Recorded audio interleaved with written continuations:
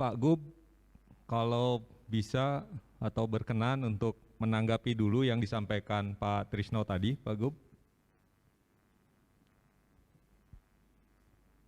Terima kasih Pak Akan.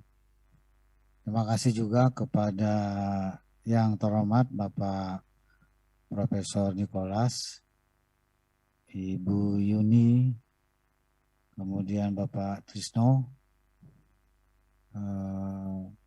dan tentu saja adalah Ibu Winnie, Deputi Bappenas. Pertama saya mengucapkan terima kasih pandangannya yang ternyata sinkron. Gitu.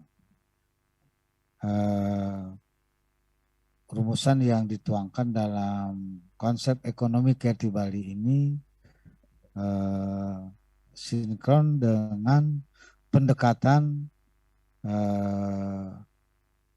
konsep teknokratis yang berlaku secara nasional maupun global yang diungkap oleh Prof.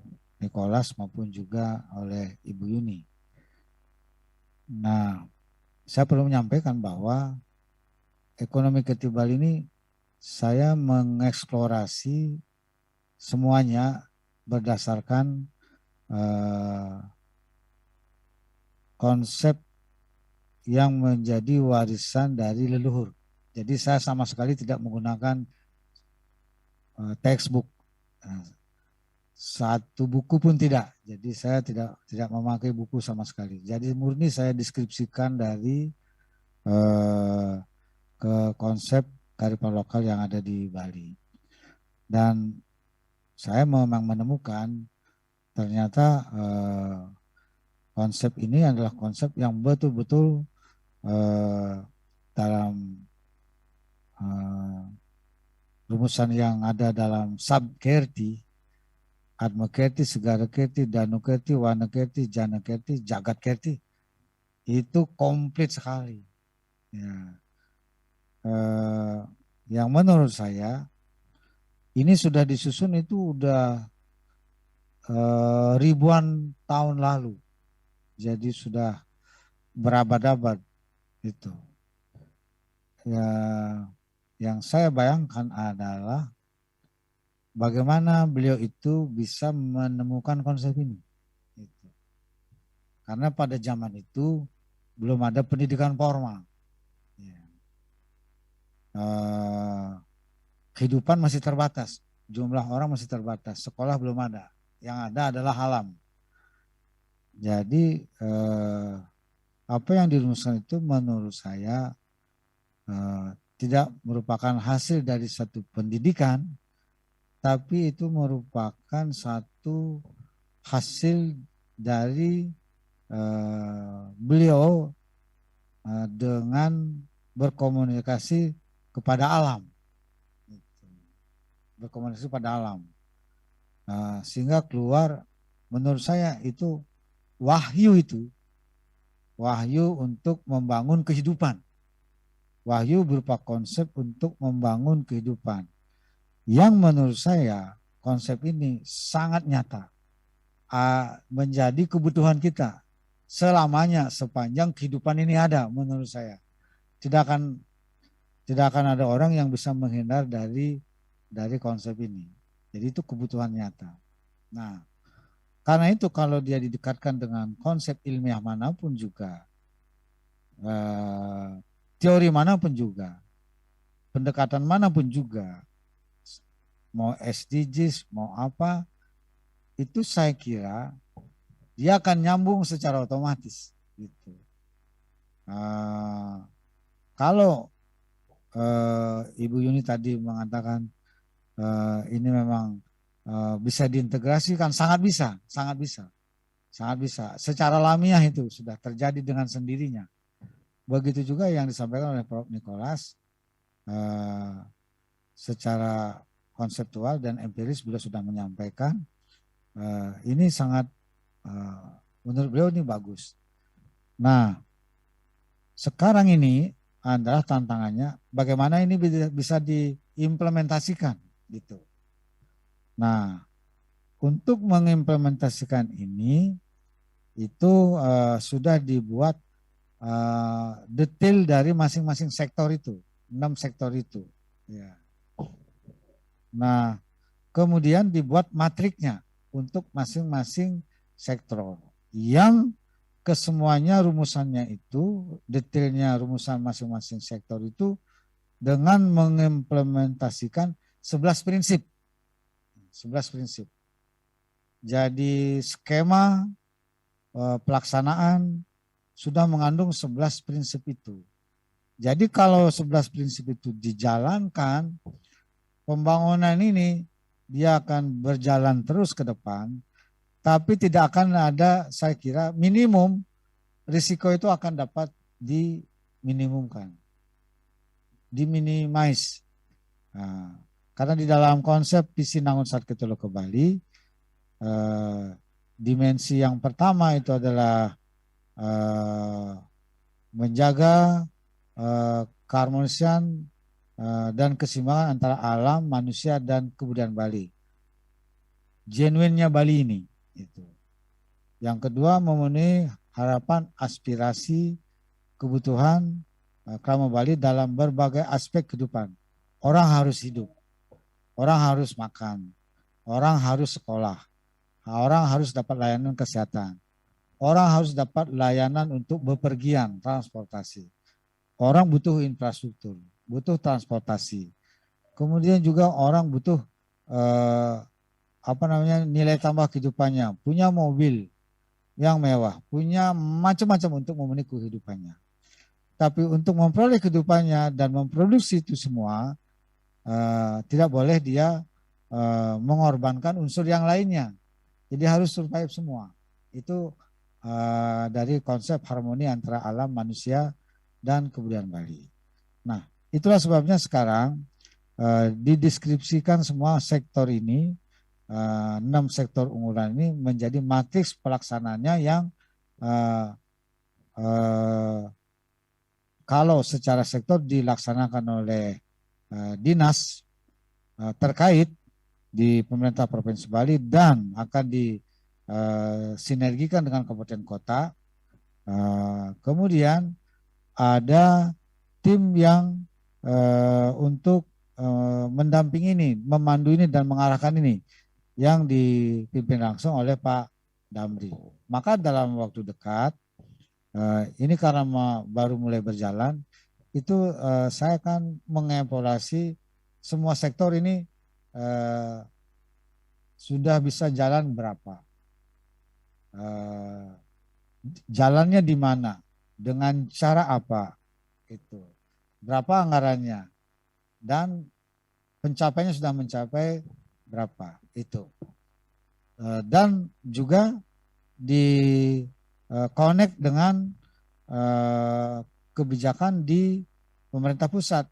Kalau pertanian organik sudah nyambung dengan Kementerian Pertanian, karena sangat diapresiasi oleh Bappenas dan oleh Kementerian Pertanian. Hanya Provinsi Bali yang memiliki peraturan daerah tentang sistem pertanian organik. Nah, gitu. Jadi karena itu sangat didukung program ini, mendapat prioritas di dalam pelaksanaan programnya. Mengapa kami mengembangkan sistem pertanian organik adalah satu, agar hasil pertanian itu dia berkualitas, sehat, dan tidak mencemari lingkungan.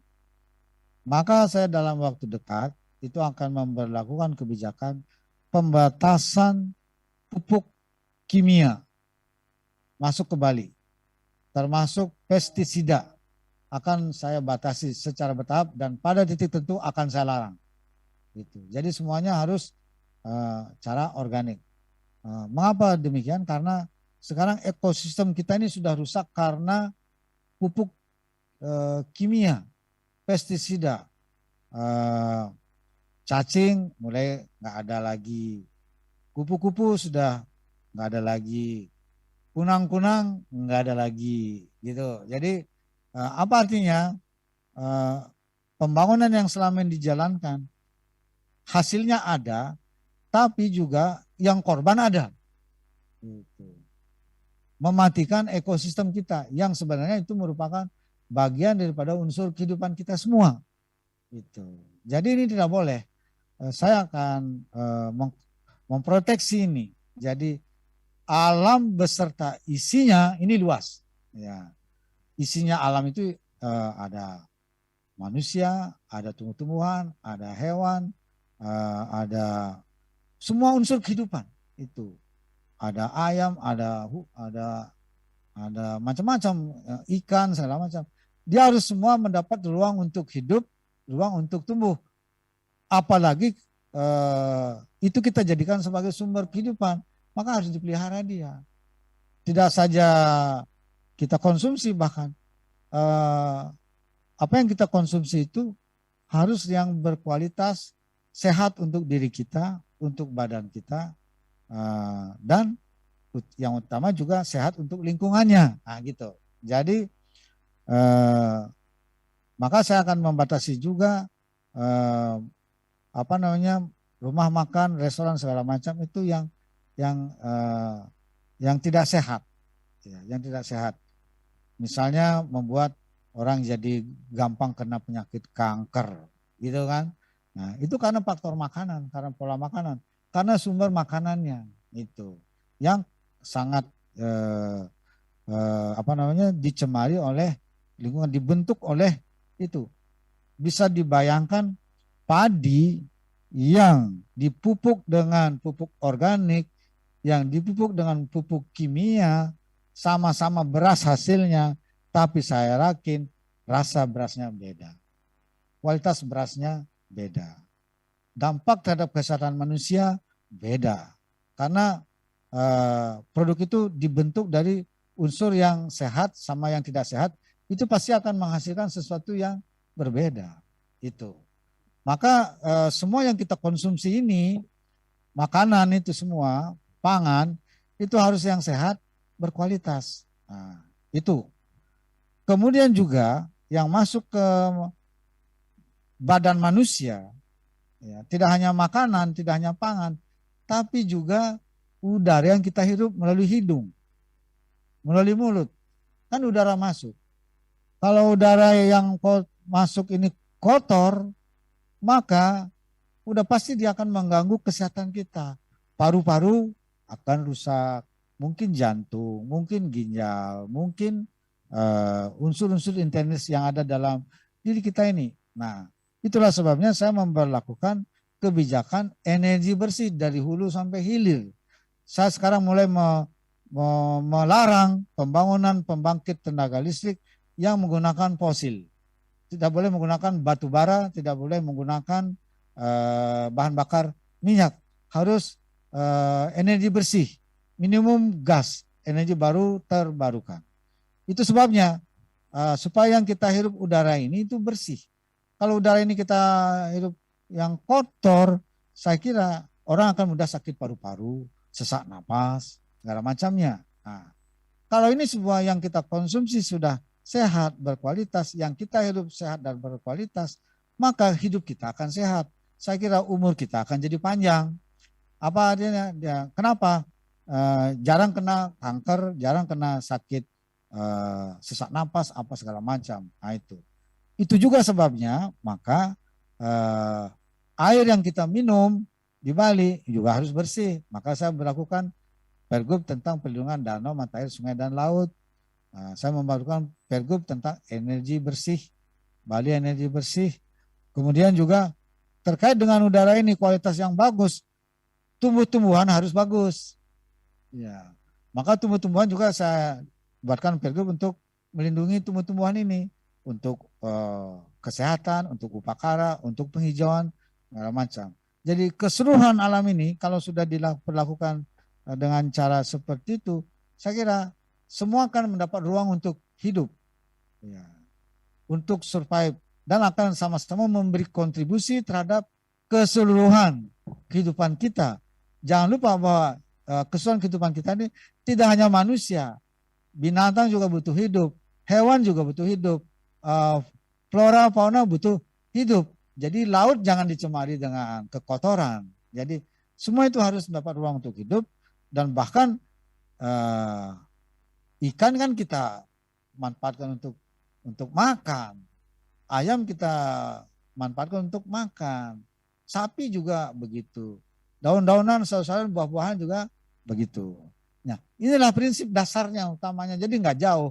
Jadi ini adalah logika yang menyatu dengan alam, hidup yang menyatu dengan alam yang dituangkan di dalam batur kelawasan, lontar batur kelawasan yang menjadi bisama bahwa orang Bali itu hidupnya harus menyatu dengan alam, harus hidup yang menghidupi, saling urip yang menguripi. Apa artinya? Tidak boleh kita hidup sendiri, mau menang sendiri, egois, tidak boleh. Jadi harus memandang keseluruhan ciptaan itu sebagai sama-sama untuk mendapat ruang untuk hidup. Nah, bagaimana ini mengimplementasikan? Tentu tidak mudah, tapi juga tidak susah-susah amat. Juga bukan hal yang mustahil untuk dapat diwujudkan. Karena sudah terbukti leluhur kita itu dapat membuat konsep dan sudah pernah menjalankannya. Sehingga Bali itu menjadi sangat bagus dulu, ya. Tapi dirusak oleh pendekatan pembangunan di masa pembangunan yang ya mohon maaf ya, yang sangat eksploitatif di zaman Orde Baru. Ya. Pembangunan yang merusak lingkungan semua, akhirnya keseluruhan ekosistem kita itu jadi rusak. Dan kalau itu sudah rusak, saya kira kapasitas sumber penghidupan kita itu akan berkurang dengan sendirinya. Kita akan semakin sulit untuk mendapatkan resource itu. Jadi ini dasarnya, karena itulah saya mengambil pilihan ini dan ingin agar Bali ini mengurangi ketergantungan dari faktor eksternal. Jadi supaya orang Bali ini sedapat mungkin kebutuhan pokoknya itu dapat dipenuhi dari sumber daya lokal yang ada di alam Bali ini. Itu hanya sisi-sisi lain yang kita memerlukan satu resort dari luar. Maka pilihan saya ini prinsip harus jalan untuk menjaga agar Bali ini dia tetap survive, berkelanjutan, sekaligus dia bisa bersaing dalam perkembangan modern dalam skala nasional maupun global. Kalau ini tidak diarahkan dengan desain yang benar, dirancang sedemikian rupa, istilahnya Pak Prof tadi itu skema perencanaannya, sistemnya, saya kira suatu saat kita akan mengalami satu kecelakaan, suatu tragedi, ya, suatu tragedi.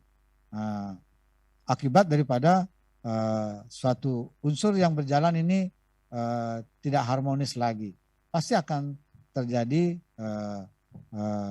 permasalahan. Jadi di dalam hukum fisika, hukum Newton itu, antara gaya yang satu dengan yang lain, F1, F2, F3, F5 dan seterusnya, ketika itu tidak berimbang dia pasti akan timbul masalah. Saya kira itu logika di dalam ilmu saintifik fisika. Tapi dalam kultur Bali, kearifan lokal, itu ternyata memang dulunya sudah begitu. Jadi karena itu tidak ada pilihan lain, ini harus dijalankan. Ya, harus dijalankan dengan modal ini dan juga anugerah yang baru, yaitu anugerah berupa hasil pikiran manusia, perkembangan ilmu pengetahuan, terutama dengan munculnya produk teknologi, sekarang teknologi digital. Itu anugerah juga yang diberikan kepada manusia untuk berpikir, berproduksi, menghasilkan sesuatu yang mendapat menjadi nilai tambah bagi kehidupan kita. Ini harus diterapkan juga. Jadi saya kira inilah satu peradaban baru yang merupakan bentukan antara kearifan lokal dengan perkembangan nilai-nilai modern hasil daripada pikiran manusia yang berkembang dari perkembangan ilmu pengetahuan dari para ilmuwan kita gitu. Inilah peradaban. Jadi ekonomi kreatif Bali ini bukan ekonomi semata, tapi secara keseluruhannya ini adalah peradaban baru dalam ekonomi. Ya, dimensi budayanya tinggi, kemudian juga keberpihakannya, kemudian juga melihat masa depannya, dunia depannya seperti apa, dan ini harus disatukan sebagai satu wahana baru dan memberi kehidupan yang baru. Kita bergerak di situ. Nah, saya yakin ini bisa dilaksanakan, apalagi sudah dipandu oleh Bappenas, dipimpin langsung oleh Bappenas. Tinggal mensinkronkan karena ini baru berjalan tahun 2022 ini baru 3 bulan ya, baru 3 bulan. Maka saya sangat mengapresiasi pertama UNHI membuat research center, kemudian juga perhatian yang luar biasa dari Ibu Yuni, dari Trisakti, research centernya, SDGs-nya itu memberi perhatian khusus. Jadi saya kira Bu Yuni, jadi kita pertama adalah bagaimana agar lembaga ini dapat mengadvokasi, mengedukasi tim kami di Bali supaya berjalan di semua dinas. Dan juga menjadikan ini sebagai satu laboratorium untuk mengembangkan pengetahuan dan teori-teori baru. Dan yang ketiga menurut saya adalah kalau selama ini kita belajar ilmu pengetahuan tentang ekonomi, tentang berbagai pengetahuan, selama ini kita referensinya dari textbook yang dibikin dari luar, dari Amerika, dari Eropa. Kali ini kita memperkenalkan satu pengetahuan baru. Ya, kalau selama ini kita ikut arus mainstream yang dibuat oleh Eropa, maka kita sekarang membuat arus baru dari Bali dengan basis kearifan lokal ini. Menurut saya dimanapun orang butuh itu. Ini bisa dilakukan secara empiris dan bisa juga akan menjadi satu pendekatan yang bisa dijadikan sebagai scientificnya pengetahuan baru, teori baru gitu. Berbasis ini, saya kira kan selama ini kan kita kenal ada yang pendekatannya deduktif, ada yang pendekatannya induktif. Nah, kalau ini menurut saya kita pendekatannya induktif dari yang ada secara empiris, berlaku dia, diterima dia, bahkan tidak hanya berlaku dan diterima, bermanfaat pula. Itu teruji sudah memberi manfaat. Saya kira ini bisa diskenerkan secara ilmiah menjadi suatu teori baru. Dan ini bisa diperkenalkan kepada masyarakat luar melalui konferensi ini. Saya kira ini bisa dikembangkan lagi supaya ini bisa menjadi pendekatan baru sebagai kontribusi Bali di dalam membangun peradaban dunia baru. Ya, tidak saja Bali baru, tapi juga tatanan dunia baru pasca pandemi. Karena pandemi ini itu adalah merupakan siklus alam dalam kearifan lokal Bali. Itu ada di dalam lontarnya bahwa pandemi itu di dalam lontar itu ada yang namanya Gering Agung, Gering Tumpur, lamanya 2 tahun tidak bisa disembuhkan dan itu muncul ketika akan ada perubahan zaman. Ya, nah terbukti ini kan 2 tahun. Pandemi COVID-19 di Bali muncul 10 Maret 2020. Sekarang kita sudah April 2022. Saya sangat meyakini ini Maret 2022 pandemi COVID-19 berakhir dengan berbagai variannya. Ya. Dan memang terbukti sekarang kasus positif di Bali itu sejak Maret udah melandai dan sekarang sudah sangat stabil. Sebenarnya sih kalau menurut saya ini kita sudah masuk ke bagian daripada babak endemi. Cuman kita bukan lembaga berwenang untuk mengatakan itu. Tapi saya kira nggak akan lama lagi itu akan keluar. Jadi di Bali ini sekarang udah sangat stabil, udah nyaman, boosternya tinggi gitu. Apa artinya? Apa yang dituangkan dalam lontar Roga Sanggara Bumi, ada Gering Agung selama 2 tahun itu tidak bisa disembuhkan, terjadi adanya. Maret 2020 ke Maret 2022. Enggak perlu diapa ini hilang sendiri juga, entar sembuh. Ini jadi sudah apa artinya? Udah tidak lagi pandemi, entar lagi endemi, entar lagi udah biasa aja udah. Kita udah normal. Nah, apa artinya? Begitu dia ini berakhir, itu menandakan akan muncul suatu siklus baru, zaman baru, era baru, tatanan baru. Itu dia. Apa yang baru? Banyak sudah dari pelajaran kita 2 tahun selama pandemi kita disuguhkan dengan kejadian itu. Banyak hal baru yang kita dapat. Digitalisasi itu menjadi sangat mudah diterapkan dan orang akomodatif sekali terhadap digital ini gitu. Kemudian juga cara membangun kesehatan hidup, kemudian juga cara mengelola kehidupan kita menjadi lebih efektif, lebih efisien, begitu. Nah, saya kira ini akan terus bergulir. Saya kira pasca pandemi ini itu akan muncul hal-hal baru yang menjadi objek riset dari para ilmuwan menurut saya. Ya, kalau saya nggak jadi gubernur mungkin saya akan ikut melakukan riset karena basic saya juga riset soalnya. Jadi saya berterima kasih sekali. Nah, mengenai apa yang disampaikan oleh Pak Trisno, mengapa 2020 itu rata-rata mengalami kontraksi ekonomi Bali itu 9,31% negatif. Karena ekonomi Bali 54% itu ditentukan oleh pariwisata. Sementara pariwisata itu mati selama 2 tahun. 2 tahun. Ya, sehingga otomatis yang 54% itu karena tidak ada wisatawan datang, hotel jadi sepi, restoran jadi sepi, transportasi jadi sepi, IKM UMKM juga jadi sepi. Konsumsi terhadap hasil pertanian juga menurun. Jadi apa akibatnya? Ya keseluruhan mata rantai ekonomi itu lumpuh. Akibatnya negatif 9,31%. 2021 sudah lebih maju. Negatifnya akumulatif 2,47%.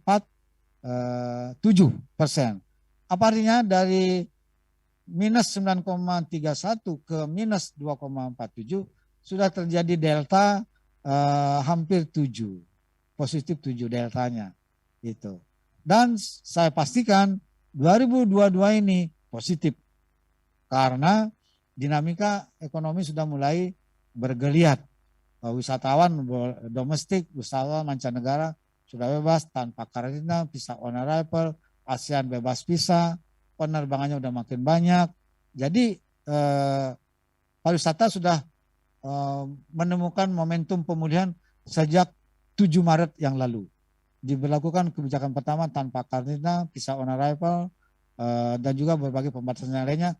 Dan langsung kali sejak 7 Maret sampai sekarang, per hari kemarin, 15 April, wisatawan yang masuk ke Bali domestik maupun mancanegaranya terus meningkat, penerbangannya terus meningkat, tetapi tidak terjadi lonjakan kasus. Sama sekali tidak terjadi lonjakan kasus. Saya setiap hari mengikuti berapa kasus positif hari ini, berapa yang sembuh, berapa yang meninggal, berapa kasus aktif. Semua saya ikuti setiap hari sebelum saya tidur saya mengikuti ini.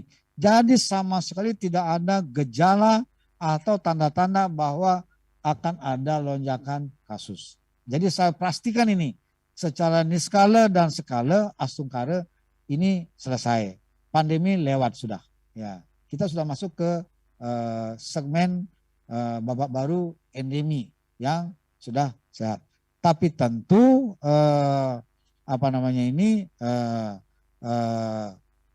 pertumbuhan di tahun 2022 ini saya kira kita sudah menurut saya buruk-buruk. Mungkin di 2022 ini tumbuhnya itu mungkin sudah di atas 3%. Ya, 3%. Antara 3 sampai 5%. Saya belum mengukur secara dengan ekonometri. Belum saya melakukan hitungan itu. Tapi dengan logika yang ada dari perubahan 2020 ke 2021 itu perubahannya sudah deltanya cukup tinggi. Saya pastikan itu 2022 karena sudah tidak ada lagi pandemi itu akan positif sudah, tinggal berapa besarnya. Nah ini secara statistik bisa dihitung. Nah itu menurut saya. Nah kalau soal kedepannya saya yakinkan ini akan semakin terarah. Konsep ini berjalan dengan baik, akan saya pimpin langsung dan sudah ada tim yang mengedukasi, mengadvokasi, apalagi dari Ibu Yuni yang dari Trisakti, kemudian juga dari UNHI dan tim itu saya kira guidance untuk menjalankan ini itu akan semakin baik sehingga hasilnya akan saya kira akan bisa kita lihat ke depan lebih Bali akan menjadi lebih produktif. Hijau, tangguh, sejahtera dan 11 prinsip itu jalan. Nah, jadi karena itu saya tidak ada sedikit pun kekhawatiran atau rasa sanksi bahwa ini akan gagal. Enggak, sama sekali. Saya yakin ini jalan. Itu. Dan tinggal kita akan melihat hasilnya seperti apa ini. Nah, tidak ada yang perlu dikhawatirkan. Nanti saya kira step by step 2022 tumbuh katakanlah 3-5%. 2023 akan tumbuh lagi karena pembangunan infrastruktur di Bali sudah begitu tinggi sejak tahun 2020 yang lalu dan 2022 ini ada yang sudah selesai, 2023 ada yang selesai infrastrukturnya sekaligus juga menyeimbangkan struktur fundamental perekonomian Bali antar wilayah yang ada di Bali. Karena pusat-pusat pertumbuhan ekonominya sudah dibangun di beberapa tempat, tidak lagi di Bali Selatan tapi juga Bali Utara, Bali Tengah, Bali Timur dan Bali Barat mulai pada tahun 2023 ini. Jadi yang saya jalankan konsep ini bukanlah konsep untuk menjawab satu kecelakaan, satu accident, tapi suatu konsep yang genuine, yang ingin diberlakukan secara sistem. Di dalamnya mengandung hal baru, mengandung juga mitigasi terhadap satu risiko. Itu yang dirumuskan dalam konsep ekonomi kreatif Bali ini. Jadi tentu ini harus dijalankan dengan kebersamaan pemerintah pusat, pemerintah provinsi, pemerintah kabupaten kota, perguruan tinggi, dan juga para pelaku ekonomi yang ada di masyarakat dunia swasta. Saya kira itu tanggapan saya sekaligus juga merupakan bagian daripada upaya kita bersama untuk menjalankan konsep ini secara terarah dan dikelola dengan baik. Demikian Pak Ngakan, terima kasih atas kesempatan yang diberikan kepada saya dan maju terus ke depan ini. Ya, saya kira kita harus bangga punya konsep yang luar biasa begini. Demikian Pak. Terima kasih. Om Santi Om. Terima kasih Pak Gub, luar biasa. Selain kita harus confident, ini walaupun jamnya jam sulit, Pak Gub masih tetap semangat. Jadi sekali lagi terima kasih banyak Pak Gub atas penjelasan yang sangat elaboratif.